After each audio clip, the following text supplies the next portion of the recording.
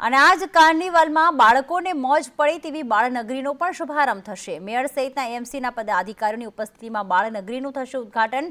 આજથી 31 ડિસેમ્બર સુધી ચાલશે કાર્નિવલ। રોજ રાત્રે ભવ્ય ડાયરો યોજાશે, લેઝર લાઇટ શો અને અન્ય આકર્ષક કાર્યક્રમો। જયંતિ અમારી સાથે જોડાઈ ગયા છે। જયંતિ, જણાવશો કેટલા વાગે શુભારંભ કરવામાં આવશે અને આ વખતે કાંકરિયા કાર્નિવલમાં ખાસ શું જોવા મળી રહ્યું છે? બાળનગરી તો છે, પરંતુ અન્ય કયા આકર્ષણના કેન્દ્ર?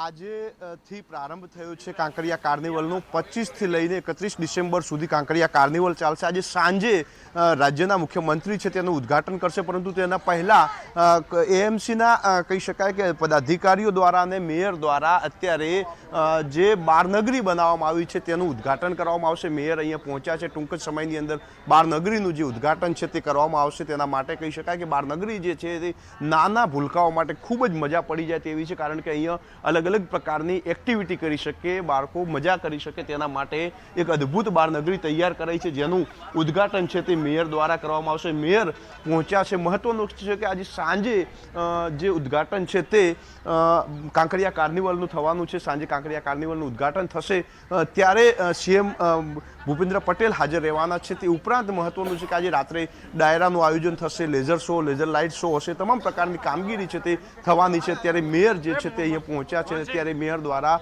બાળનગરીનું ઉદ્ઘાટન છે તે કરવામાં આવી રહ્યું છે। મહત્વનું છે કે કોર્પોરેશનના પદાધિકારીઓ પણ અહીંયા પહોંચ્યા છે, બાળનગરીનું ઉદ્ઘાટન કરશે અને ત્યારબાદ આજે આખો દિવસ જે વિદ્યાર્થીઓ છે તે બાળનગરીમાં મજા લઈ શકશે। તે ઉપરાંત કહી શકાય કે આજ સાંજે મુખ્યમંત્રી હાજર રહેવાના છે।